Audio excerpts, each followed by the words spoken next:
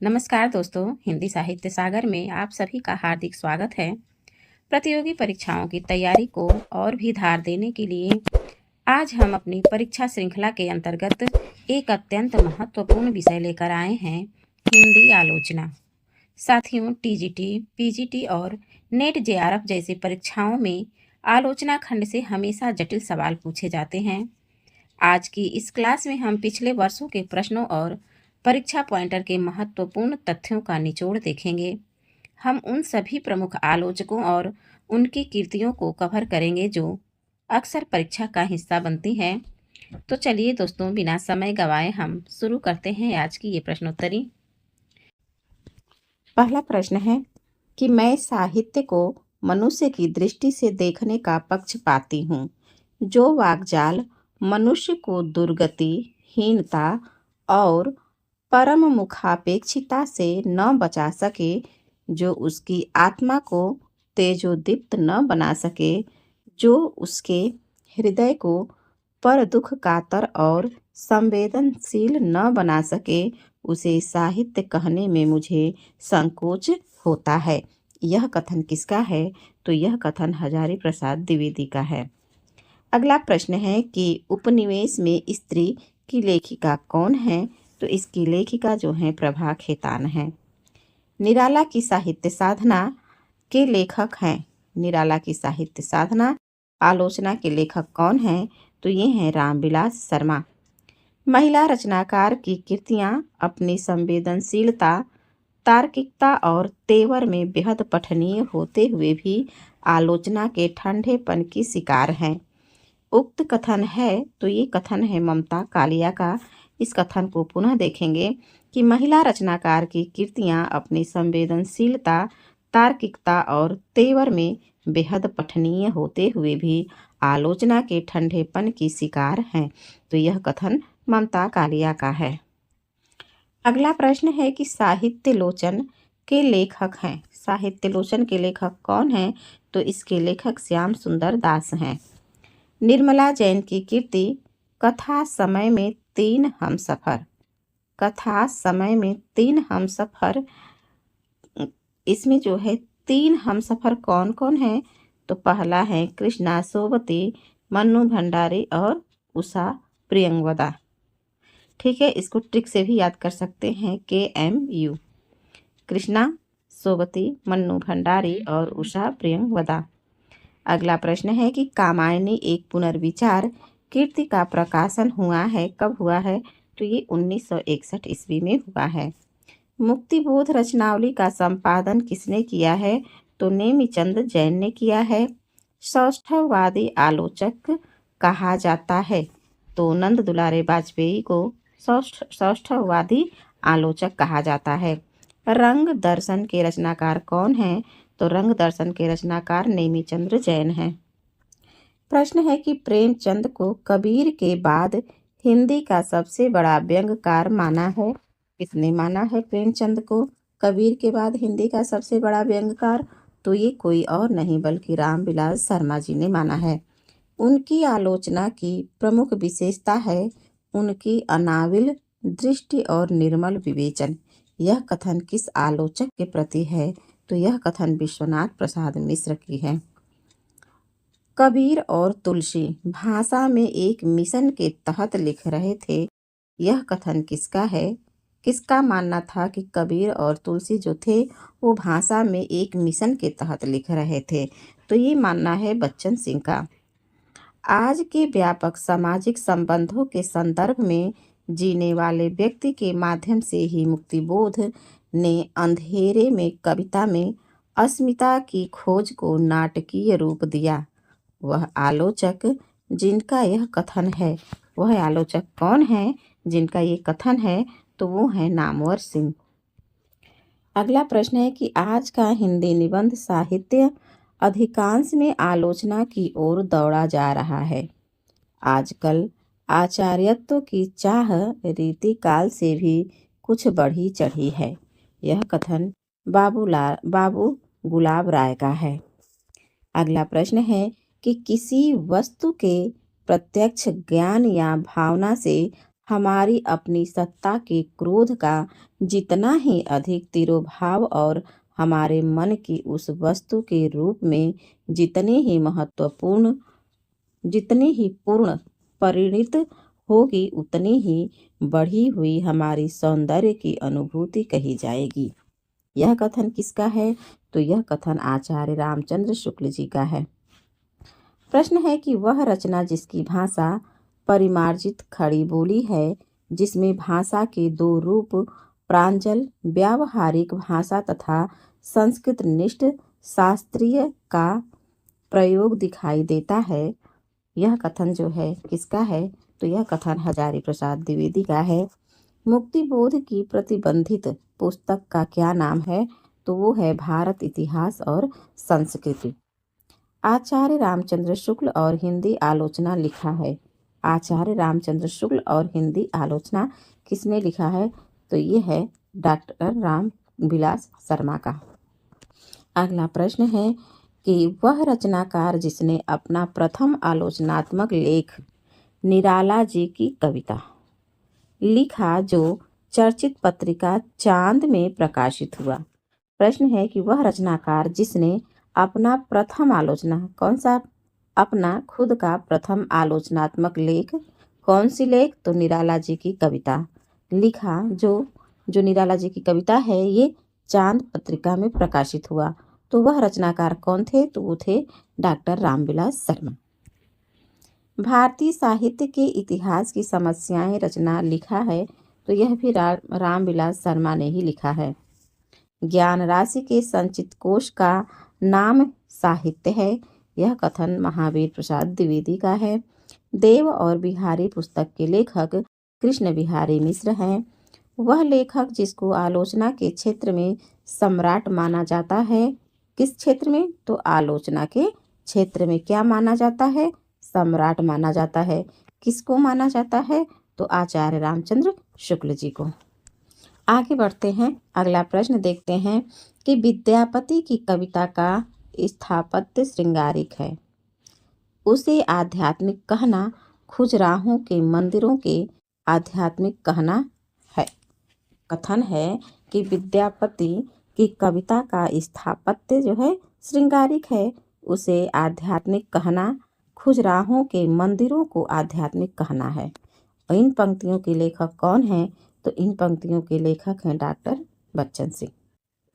इसमें कोई संदेह नहीं कि कबीर को राम नाम रामानंद से प्राप्त हुआ, पर आगे चलकर कबीर के राम रामानंद के राम से भिन्न हो गए। यह कथन किसका है? तो यह कथन जो है रामचंद्र शुक्ल का है। रामचंद्र शुक्ल का कथन है कि इसमें कोई संदेह नहीं है, भले ही ये कबीर को अपनी त्रिवेणी में जगह नहीं दिए हैं, सिर्फ तो सूर तुलसी जैसे को ही जगह दिए हैं, लेकिन फिर भी इनका मानना है कि इसमें कोई संदेह नहीं है कि कबीर को जो राम नाम मिला था वह रामानंद से ही प्राप्त हुआ है, और भले आगे चल कर के जो कबीर के राम थे वो रामानंद के राम से भिन्न हो गए। तो ये किसका कथन था? तो ये कथन है आचार्य रामचंद्र शुक्ल जी का। अगला प्रश्न है कि छायावाद पुस्तक के लेखक कौन है? तो छायावाद पुस्तक के लेखक नामवर सिंह हैं। नई समीक्षा के केंद्र में है, क्या है? तो कीर्ति जो है नई समीक्षा के केंद्र में है।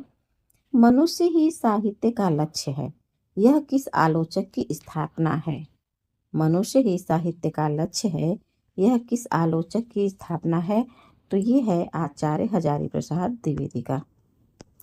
प्रश्न है कि वह विद्वान जिसने कहा कि मनोवैज्ञानिक तथ्य के अनुसार हार की मनोवृत्ति में दो बातें संभव है, या तो अपनी आध्यात्मिक श्रेष्ठता दिखाना या भोग विलास में पड़कर हरि को भूल जाना।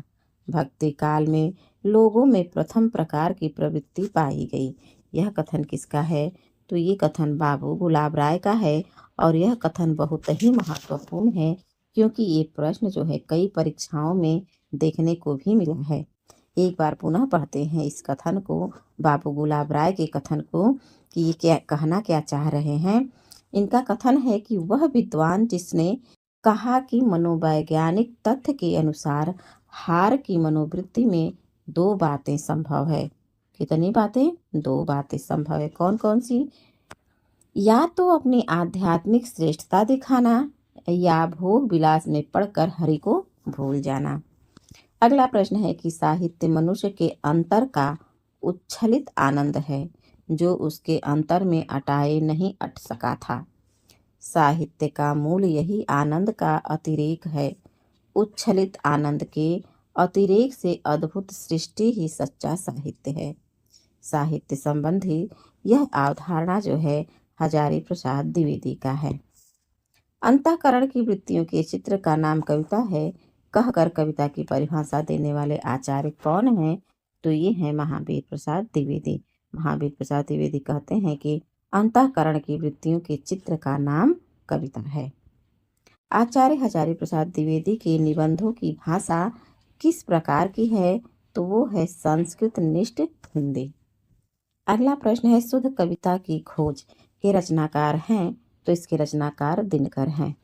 वह कथाकार जिसको हिंदी में स्त्री विमर्श की अवधारणा को चर्चा में लाने का श्रेय दिया जाता है वह कौन है? तो वो राजेंद्र यादव हैं। लाला श्रीनिवास दास के संयोगिता स्वयंवर की सच्ची समालोचना की थी। किसने की थी संयोगिता स्वयंवर की सच्ची समालोचना? तो वो कोई और नहीं बल्कि बालकृष्ण भट्ट ही थे। काव्यानुभूति की जटिलता चित्तवृत्तियों की संख्या पर निर्भर नहीं बल्कि समवादी विषमवादी वृत्तियों के द्वंद्व पर आधारित है। यह कथन किसका है? तो यह कथन जहाँ भी चित्तवृत्तियाँ आ जाए वो अक्सर रामचंद्र शुक्ल जी का ही कथन होता है। हिंदी साहित्य में शुक्ल जी का वही महत्व है जो उपन्यासकार प्रेमचंद या कवि निराला का है। यह कथन जो है रामविलास शर्मा का है। हिंदी नाटक और उद्भव का विकास के लेखक जो है डॉक्टर दशरथ ओझा हैं। हिंदी साहित्य में शुक्ल जी का वही महत्व है जो उपन्यासकार प्रेमचंद या कवि निराला का है। तो यह कथन किसका है? ये कथन रामविलास शर्मा का है। हिंदी नाटक उद्भव और विकास के लेखक डॉक्टर दशरथ ओझा हैं। कविता की तीसरी आंख के रचनाकार जो हैं प्रभाकर श्रोत्रिय हैं। रस सिद्धांत निम्नलिखित में से किसकी रचना है? कौन सा? तो रस सिद्धांत तो ये जो है डॉक्टर नगेंद्र की है। कबीर के बीजक पर रची गई त्रिज्या टीका है किसका है? कबीर के बीजक पर त्रिज्या टीका तो ये पूरन दास का है। आत्माराम के छद्म नाम से आचार्य महावीर प्रसाद द्विवेदी की आलोचना की थी। किसने की थी? तो बाबू बाल मुकुंद गुप्त ने की थी। यदि द्विवेदी जी न उठ खड़े होते, देखिए यहाँ पे थोड़ा सा अक्षर कट गया है, कह रहा है कि यदि द्विवेदी जी, मैं लिख भी नहीं सकती हूँ क्योंकि बहुत कम स्थान है यहाँ पे। यदि द्विवेदी जी न उठ खड़े होते तो जैसी अव्यवस्थित व्याकरण विरुद्ध और ऊट पटांग भाषा चारों ओर दिखाई पड़ती थी उसकी परंपरा जल्दी न रुकती।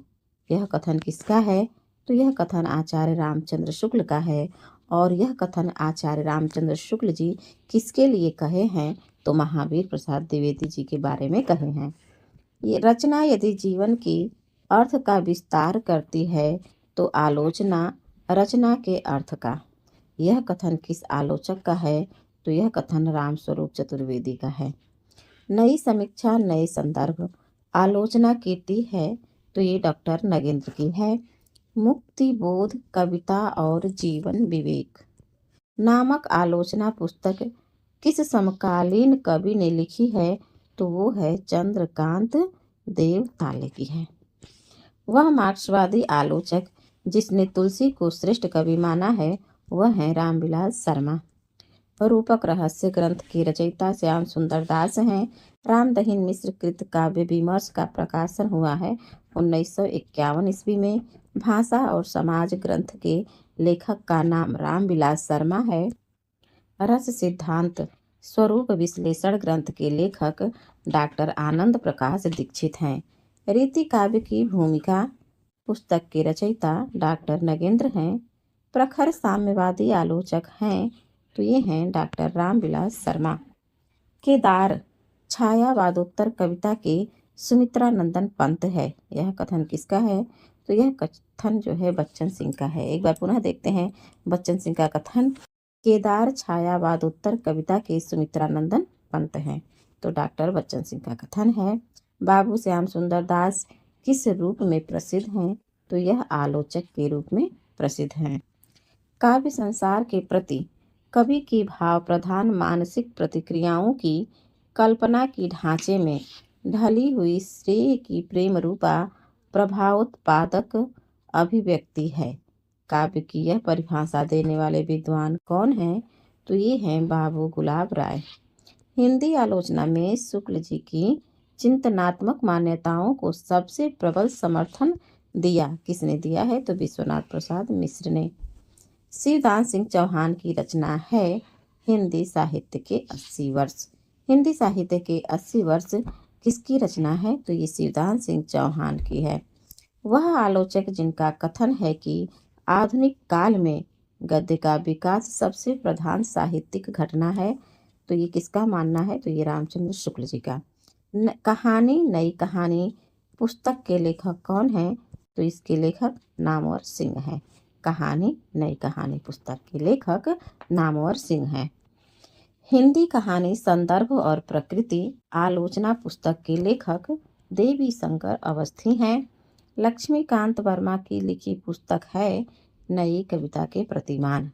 स्वच्छंदतावादी आलोचक के रूप में प्रसिद्ध है नंद दुलारे वाजपेयी प्रसिद्ध हैं। कैसे? तो ये स्वच्छंदतावादी आलोचक के रूप में। उर्वशी पर लिखी गई किसकी समीक्षा से विवाद उत्पन्न हो गया था? तो ये हैं भगवत शरण उपाध्याय। रामविलास शर्मा कृत महावीर प्रसाद द्विवेदी और हिंदी नवजागरण का प्रकाशन काल जो है 1977 ईस्वी है। कवि कर्म और काव्य भाषा आलोचक की समीक्षा या कीर्ति है किस आलोचक की? तो ये हैं परमानंद श्रीवास्तव। शुक्ल जी न तो भारत के रूढ़िवाद को स्वीकार किया न पश्चिमी व्यक्तिवाद को। उपर्युक्त कथन जो है रामविलास शर्मा का है। वह आलोचक जिसका कथन है कि पुनर्जागरण का भारतीय साहित्य में पहला प्रतिफलन माइकेल मधुसूदन दत्त के बांग्ला काव्य मेघनाथ वध 1861 को माना गया है। यह कथन जो है रामस्वरूप चतुर्वेदी का है। दूसरी परंपरा की खोज किस विधा की रचना है? तो यह आलोचना है। 3 महान कवियों जायसी, सूर, तुलसी की समीक्षा प्रस्तुत की गई है। किसमें? तो त्रिवेणी में। भारतेंदु युग और हिंदी भाषा की विकास परंपरा के लेखक कौन हैं? तो ये रामविलास शर्मा हैं। आलोचना को भाषाई रीतिबद्धता से उन्होंने अपने ही मुक्त किया है। करें कि आलोचना को भाषाई रीतिबद्धता से उन्होंने वैसे ही मुक्त किया है जैसे निराला ने कविता को छंदों के बंधन से। उपर्युक्त कथन किसका है? तो ये डॉक्टर रामविलास शर्मा के संबंध में कहा गया है। अरस्तु का काव्यशास्त्र रचना के लेखक डॉक्टर नगेंद्र हैं। अगला प्रश्न है, कविता के नए प्रतिमान के लेखक नामवर सिंह हैं। आलोचना नामक प्रसिद्ध समीक्षा पत्रिका के संपादक कौन थे? तो वो नामवर सिंह थे। रस मीमांसा नामक आलोचना पुस्तिका के लेखक आचार्य रामचंद्र शुक्ल हैं। सुमित्रानंदन पंत नामक ग्रंथ के लेखक कौन हैं? तो वो हैं डॉक्टर नगेंद्र। प्रगतिवाद कीर्ति किसकी है? तो शिवदास सिंह चौहान की। देखिए, प्रगतिवाद शिवदास सिंह चौहान की है और सिर्फ छायावाद रहेगा छायावाद, तो ये है नामवर सिंह का। नामवर सिंह का। आगे है, कामायनी को मानवता के रसात्मक इतिहास की संज्ञा प्रदान की है। किसने की है? तो नंद दुलारे वाजपेयी ने की है। अगला प्रश्न है, महाकवि सूरदास आलोच्य कीर्ति है। तो ये आचार्य नंद दुलारे वाजपेयी की है। महावीर प्रसाद द्विवेदी और हिंदी नवजागरण के लेखक रामविलास शर्मा हैं। निराला की साहित्य साधना आलोचना कीर्ति के भाग कितने हैं? तो 3 है। कबीरबाज भी, कपोत भी, पपीहा भी के रचनाकार कौन हैं? तो ये हैं धर्मवीर। प्रगतिवादी समीक्षक कौन हैं? तो रामविलास शर्मा हैं। प्रेमचंद सामंत का मुंशी पुस्तक के लेखक डॉक्टर धर्मवीर हैं। तुलसी आधुनिक वातायन से पुस्तक के लेखक कौन हैं? तो ये रमेश कुंतल मेघ हैं। समीक्षात्मक कीर्ति आलोचना का पक्ष के लेखक रमेश चंद्र शाह हैं। हिंदी नवरत्न एक आलोचनात्मक कीर्ति है जिसके आलोचक मिश्र बंधु हैं। आलोचना को कला की सजगता कहा है। मिडिल्टन मरे ने क्या कहा है कि आलोचना को कला की सजगता है। कला की सजगता। रोमांटिसिज्म के लिए हिंदी में स्वच्छंदतावाद का प्रयोग होता। स्वच्छंदतावाद का प्रयोग सर्वप्रथम किसने किया है? तो आचार्य रामचंद्र शुक्ल जी ने किया है। हिंदी में तुलनात्मक आलोचना का शुभारंभ पदम सिंह शर्मा ने किया है। यदि मैं कामायनी लिखता किस समीक्षात्मक ग्रंथ के लेखक हैं? तो ये कोई और नहीं बल्कि सुमित्रानंदन पंत ही हैं। आचार्य नंद दुलारे वाजपेयी को सौष्ठववादी आलोचक किसने कहा है? तो डॉक्टर भगवत स्वरूप मिश्रा ने कहा है। समीक्षा के क्षेत्र में हजारी प्रसाद द्विवेदी का आगमन कब होता है? तो ये 1930 ईस्वी में आगमन होता है।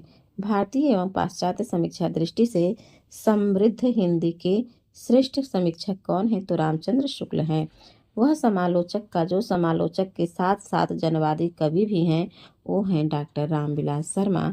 कामायनी एक पुनर्विचार नामक प्रसिद्ध आलोचना ग्रंथ के लेखक जो हैं मुक्तिबोध हैं। छात्रवाद को समग्र रूप से समझाने वाले प्रारंभिक श्रेष्ठ समीक्षक कौन हैं? तो ये नंद दुलारे वाजपेयी हैं। हिंदी भाषा का उद्गम और विकास के लेखक डॉक्टर उदय नारायण तिवारी हैं। लघु मानव के बहाने हिंदी कविता पर एक बहस के लेखक विजय देव नारायण शाही हैं। आलोचक के रूप में प्रतिष्ठा है किसका है? तो ये नामवर सिंह का है। वह विधा जो सर्जनात्मक साहित्य के अंतर्गत नहीं आती वह है आलोचना। वह आलोचक जिसने नई कविता की व्याख्या भी रस सिद्धांत के अनुरूप की है तो वो कोई और नहीं बल्कि नगेंद्र ही हैं। हिंदी साहित्य 20वीं शताब्दी आलोचना के ग्रंथ के लेखक नंद दुलारे वाजपेयी हैं। प्रकाशन वर्ष के आधार पर आलोचनात्मक कीर्तियों का सही अनुक्रम क्या है? तो पहले हिंदी साहित्य का आदिकाल, फिर कवि सुमित्रानंदन पंत, मिथक और साहित्य, भारतीय सौंदर्य बोध और तुलसीदास। अगला प्रश्न है प्रकाशन वर्ष की दृष्टि से आचार्य नंद दुलारे वाजपेयी की आलोचनात्मक कृतियों का सही अनुक्रम। तो पहले ये जयशंकर प्रसाद को लिखे हैं, फिर आधुनिक साहित्य, कवि निराला और नई कविता। नई कविता और अस्तित्ववाद के लेखक कौन हैं? तो इसके लेखक रामविलास शर्मा हैं। तो साथियों आज के इस वीडियो में यही तक। यह आलोचना विषय से जुड़े हुए महत्वपूर्ण बिंदु जो आपकी आगामी परीक्षाओं के लिए बहुत ज़रूरी हैं। मुझे पूरा विश्वास है कि यह सत्र आपके रिवीजन में बहुत मददगार साबित होगा। इस श्रृंखला के अगले वीडियो में हम किस विषय पर चर्चा करें यह आप कमेंट सेक्शन में ज़रूर बताएं। अगर आपको आज की क्लास उपयोगी लगी हो तो इसे लाइक करें और अपने साथी परीक्षार्थियों के साथ साझा करना न भूलें। हिंदी साहित्य की ऐसी गहराई और सटीक तैयारी के लिए हिंदी साहित्य सागर को सब्सक्राइब जरूर करें और पढ़ते रहें, अभ्यास करते रहें। मिलते हैं अगले वीडियो में एक नए टॉपिक के साथ। तब तक के लिए आप सभी लोगों का बहुत बहुत आभार और धन्यवाद।